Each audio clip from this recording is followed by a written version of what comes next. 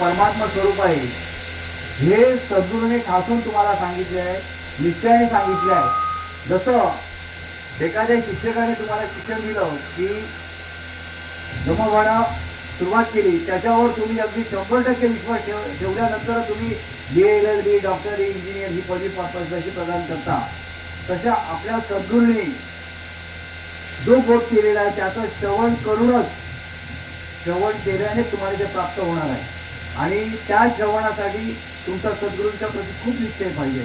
म्हणजे एकदम अढळ निश्चय, म्हणजे निश्चय अजिबात अडळला पाहिजे. मला जर माझी ओळख करून घ्यायची आहे तर ती तुम्हाला हे सगळं ठीक आहे, पूजा करा, भजन करा, सत्य करा, कार्यक्रम करा, हे सगळं बरोबर आहे. हे तिकडे जाण्याच्या तुमच्या पायऱ्या आहेत, म्हणजे नवविधा भक्तीमध्ये जसं सांगितलेल्या आहेत तशा सगळ्या पायऱ्या आहेत. पण त्याच्यातून सद्गुरूंची सत्य भक्ती करून, दास्यत्व सद्गुरूचं पद करून, सत्य भक्ती करून तुम्हाला ओळख करून घेणार. त्यावेळी तुम्हाला हा जप कुठे होतोय ते तुम्हाला कळणार, तोपर्यंत जप तुम्हाला कळणार. आणि ज्यावेळी तुम्हाला सगळ्या ठिकाणी परब्रह्म दिसणार आणि सगळ्या माझ्यामध्ये माझ्या सद्गुरूमध्ये जे आहे तेच मी आहे, ही तुमची अगदी एकदम फ्री तुला तुमची ओळख होणार. आणि ती एकदा तुमची ओळख झाल्यानंतर हा जप पुढे होतोय,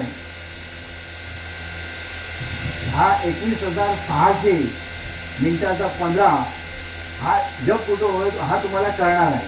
आणि त्यासाठी आमचे सद्गुरू रणजित महाराज यांनी खरोखर त्यांच्या आमच्यावर खूप उपकार आहेत. म्हणजे निदान आम्ही तिथपर्यंत नाही, पण आजूबाजूला ते काय आहे की ते तरी आम्हाला कळतंय. म्हणजे नाहीतर आम्ही कुठेतरी फटफटत कुठेतरी गेलो असतो. भक्ती करताना आमचा भक्तिभाव, अगदी प्रेमभाव सद्गुरूच्या प्रतीत आहे, पण त्यांची कृपा झाल्याशिवाय ते आपल्याला लाभ होणार नाही आहे. आणि तो लाभ मिळवण्यासाठी आपल्याला ओळख करून घेण्यासाठी आणि जो आपल्याला परमानंद मिळून पाहिजे आहे तो जाणत्या सद्गुरूंकडूनच मिळू शकतो. आणि आपली पूर्वपुण्याने आपली सद्गुरू जाणत्या सद्गुरूंची आपली भेट झालेली आहे. त्यामुळे आपण फार भाग्यवंत आहोत की असे सद्गुरू आपल्याला लाभले आहेत. रणजित महाराजांसाठी त्यांनी जो बोध केला आहे त्याचं अगदी सूक्ष्म रीतीने आपण जर त्यांनी सांगितलंय, हा जो जपाचा हे त्यांनी सांगितलं एकदम सूक्ष्म रूप आहे, ते म्हणजे मध्यमा वैखरी वगैरे ह्याच्यातून ते प्रगट होतो आहे तो. तर ते तुम्हाला त्यांनी सांगितलेलं आहे. तर ते तुम्हाला जर मिळवायचं असेल तर एकच ते महाराजांनी दिलेली 4 भजनं तुम्ही भाऊसाहेब महाराजांनी सांगितल्याप्रमाणे, सिद्धरामेश्वर महाराजांनी सांगितल्याने रणजित 4 भजनं सद्गुरूंची तुम्ही चालू ठेवा रोज करून. आणि त्यांची तुम्हाला हळूहळू कृपा होईल. आणि तुमची तुम्हाला ओळख झाल्यानंतर हा जप कुठे होतोय तो तुम्हाला बरोबर कळेल.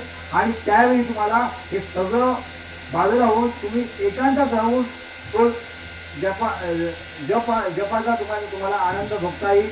आणि तो सगळ्यांना आपल्याला लाभ मिळावा आणि ती सद्गुरू आपल्यावर सगळ्यांवर कृपा करावी आणि आपल्याला आपण कोण आहोत याची आपल्याला ओळख व्हावी. हेच ह्या जन्माचं सार्थक आहे. आणि ते सार्थक करून देण्यासाठी रणजित महाराजांनी आपल्याला अवतार घेऊन, आपल्याला प्रत्यक्ष परमेश्वराने अवतार घेऊन आपल्याला बोध केलेला आहे. त्याचा आपण सगळ्यांनी प्रेमाने आनंदाने अंगीकारूया आणि त्याचा आनंद आपण बघूया. सद्गुरुनाथ आम्ही महाराज की जय. राजा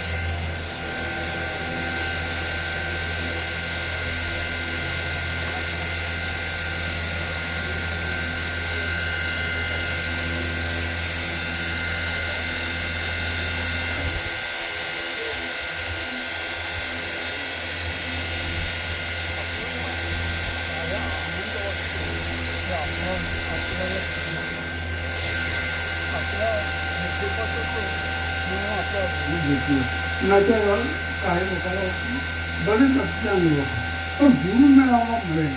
गुरुने जो काय बोध दिलेला आहे त्याचा आपल्याला फायदा. आणि गुरु हा देवा सर्व ह्यांच्यापेक्षा गुरु हा श्रेष्ठ. ब्रह्मा विष्णू ह्यांच्यापेक्षा गुरु हा श्रेष्ठ. कारण गुरु तुम्हाला तुमच्यामध्ये कोण आहे हे तुम्हाला गुरु पटवून देतो. तुम्ही कोण आहे काय ह्याचं गुरु तुम्हाला व्यवस्थित पटवून देऊन सद्गुरू असलं तर पटवून देतो. कारण सद्गुरू फक्त तुम्हाला योग्य मार्ग मिळतो. त्या एक गोष्ट आहे.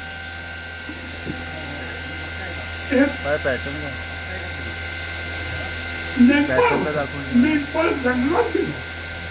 जंगलात त्याला एक शिरवीचं लहान पेलून त्याने आपल्या बरोबर आणलं आणि तो त्या मेंढराबरोबर तो रोज चालायला घेऊन जायचा त्याच्याबरोबर. तर शिवाचं पिल्लं झालं वाटलं मी वेगळं झालं. त्याच्यानं आपण अज्ञानामुळे राहिलंच माणसाला. ज्याला गुरु ज्यानं भेटलं ते फक्त अज्ञानामधून सुटले. आणि जे गुरुतून ज्याला मार्ग मिळालं त्यांना फक्त बाहेरचे देव